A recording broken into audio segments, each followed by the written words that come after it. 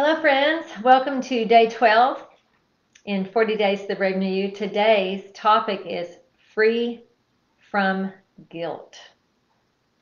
Free from guilt. Man, being free from guilt can be a difficult thing to accomplish if you are doing your level best to be free from guilt by moving by the flesh. The flesh will never let you be free from guilt. The flesh will never let you be free from shame, from condemnation, because that is not how guilt works. Guilt works to cling to you and to cling to me and to cause us to stick in the old and the past and not be free. But we can be free. Why? Because we have a God living inside of us whose desire is that we live from our spirits alive in Christ. When we live from our spirits alive in Christ, we live from a place of unlimited love. We don't live from a place of shame or guilt or condemnation. How do I know that? Because when Jesus came and Jesus was co-crucified, we were co-crucified with him. He was crucified, buried, and resurrected. When he rose again as a transfigured person, as the new Christ, not Jesus the man, but the Christ. When he came as the Christ, he did not live in shame. He did not live in condemnation. He did not come to give us shame or to give us condemnation. Jesus came to free us from guilt and to free us from condemnation. That is what Jesus did. Somehow, some way, we think we should cling to the way of shame and condemnation because we just think it feels good. Maybe you like feeling guilty. Maybe that makes you feel good. I have a friend who loves to worry. Loves to worry. Why? She doesn't know what else to do with her time. She doesn't have anything else to do, so she spends her time worried. She doesn't realize that her worry is a place of worship. Well, guilt and shame and condemnation is a place of worship. It's worshiping your imperfections. It's worshiping what Jesus did away with at the cross so that we can live from a place of power and grace and mercy. I'm going to finish with sharing real quick, and I'll be right back. One moment, please. Indeed, indeed, indeed.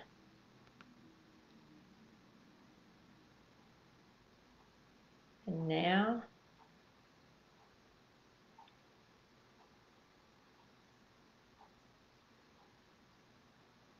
awesome. Okie doke. All right, now, going to get moving. We are in 40 Days to Brave New You, day 12, free from guilt. If you will learn to give yourself respect, then you will also have a heads up when your perspective is from a place of condemnation.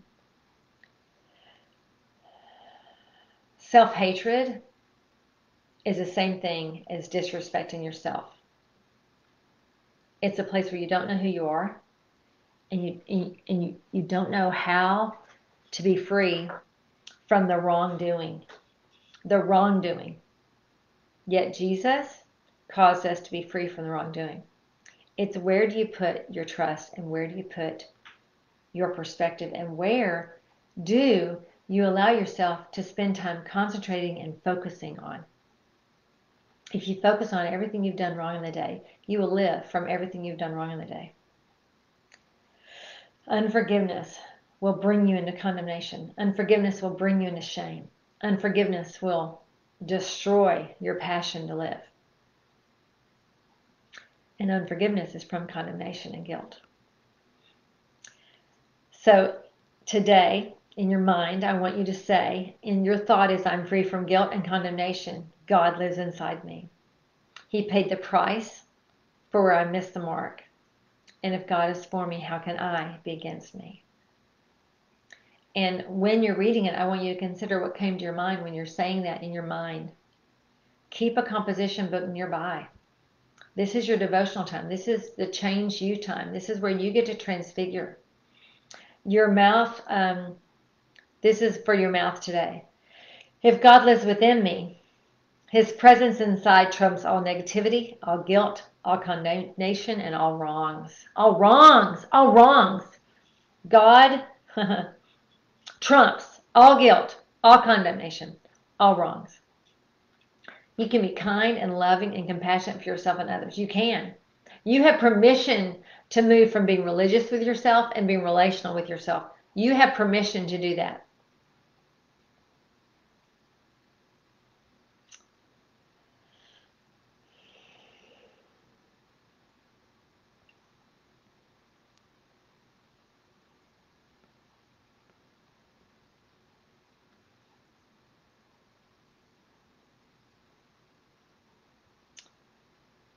Indeed, you do.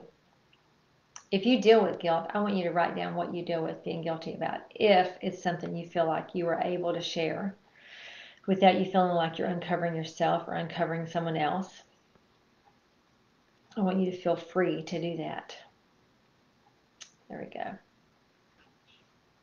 All right, the next area is in your movement. So today, I want you to tackle at least one thing that you've been dreading or putting off. You know, usually we dread and put something off because we have either a worth issue, we have an impatience issue, we have a procrastination issue, and procrastination comes from not liking yourself. It's a cycle. Procrastination is just a delay. It's a delaying yourself from doing something that needs to be done that will be better for you and good for you. Even hard things. Sometimes we put a delay on things that are hard. We put a delay on saying things that are difficult. We put a delay on changing things around that need to be changed because they feel wrong. They feel bad. But yet God is leading us to make changes. God is leading us to transfigure. God is leading us to do a new day in us and a new day with other people. But if we don't make changes, it's not going to take place. It's not going to happen. And you will still live in the past and live in delay and live in procrastination. So today, tackle one thing that you've been dreading or putting off. And these were some of my examples. Maybe you need to contact an old friend you've lost contact with. Maybe you need to organize a workbench, clean your pantry or refrigerator, fix a leaky faucet, do an outdoor landscape, and then I want you to look yourself in the mirror and say, good job. Good job. Good job, Donna. I'm pleased with you.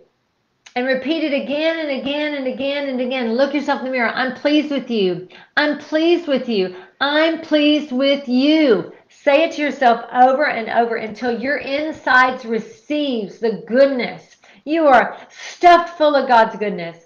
Give the goodness back to you. Give yourself something positive to think about regarding you. Check out Romans 2:4 for some goodness, some extraordinary kindness. Because that's what changes us, and that's what transfigures us. Listen, I want you to know that God is for you. He's not against you. He is madly in love with you. He is not mad at you. God is not mad at you. I don't care what you've done. He's not mad at you. And in the area that you don't feel like you're free, if you are a person of grace, then you hear people all the time say, well, you're free. You're already free. But up on the inside, you feel locked up in something that isn't freeing you, then it's okay to acknowledge that.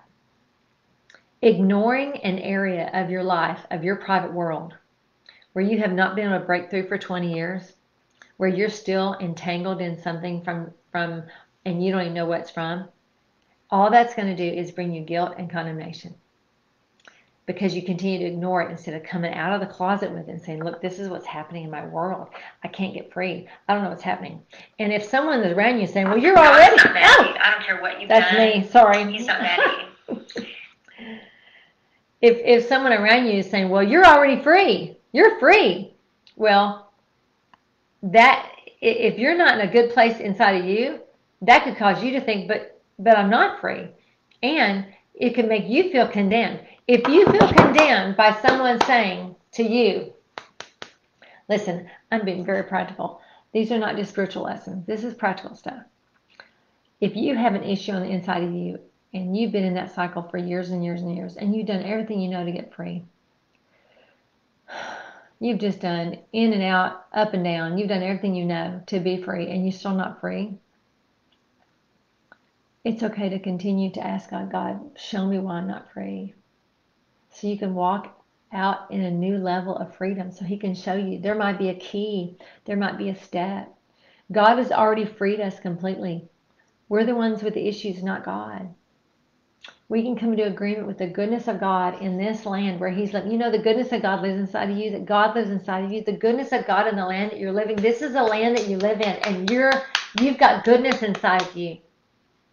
That goodness trumps this condemnation and this guilt that wants you to keep you in a cycle of not respecting you. When you don't respect you, you attract people that don't respect you. Then you end up living with people who don't respect you. You end up marrying people who don't respect you, and you end up having children that don't respect you. This is the cycle of disrespect. Disrespect is the same thing as self-hatred in my vernacular, in what I understand, in what I comprehend. And so as you face these little lessons, these little daily devotions, these little daily action steps, these steps you get to take where you get to show yourself that Father loves you unconditionally, that Father loves you completely, that you've been completely forgiven. As you take these steps on a daily basis, we're going someplace. And ultimately, it moves into little by little by little by little, you're transfigured. Little by little by little by little, you're transfigured into the transfiguration that's already taken place for you, and that you are realizing more and more and more. Awakening to the goodness of God in the land that He's living in. And you're the goodness. You're the land that He's living in. You're good enough. You're good enough. I encourage you today to look through the lesson I gave you. Let's look at it. Let's see if I can get into the lesson without causing it to come out. Let's see here. Yeah, I can. Good.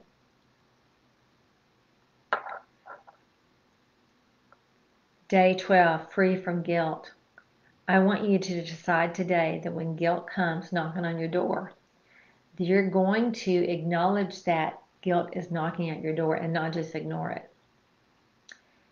And you're going to ask God to reveal to you why it is that you find that guilt attractive, why it is that you want to pick up that guilt, why it is that you want to massage guilt. What is it about guilt that causes you to want to be in a place of feeling guilty? Okay? That is what I want you to do. God will reveal to you a lie. He will reveal to you some kind of action plan that you took that was in a negative fashion. He will reveal to you. And then you will be able to come out of agreement with that. Your part is to move forward. Whether you say, I come out of agreement and I revoke this or not, isn't the matter. Though I think words are powerful. I mean, you agreed to it. It's nice to physically not agree to it anymore. But when you can literally walk away from a cycle that you've always been in, when you can move forward from something that you've known your whole life, listen, that's powerful. That's a powerful change. And you know, when you're able to move into that place where you know God has already paid the price for you to have that change, that you are free to be changed, that you are free to be free, you will notice your momentum will pick up. You will notice more goodness. You will notice less negativity. A lot of things will change in how you perceive life, how you see people, how you see yourself. The more you receive the love of God, the more you will live from a place of love and less and less and less and less and less condemnation. Anyway, I bless you today. Today was day 12. And yeah, go back through and read through what I wrote so you can actually do the devotional in real time. Know that you're blessed. Know that you're loved. I'll see you tomorrow for day 13. Please feel free to share this with a friend that others could experience the steps of freedom. And you're welcome to purchase a PDF or a Kindle. The link's down below. So I bless you and I love you. Till tomorrow. This is Donna Reiners. Bye.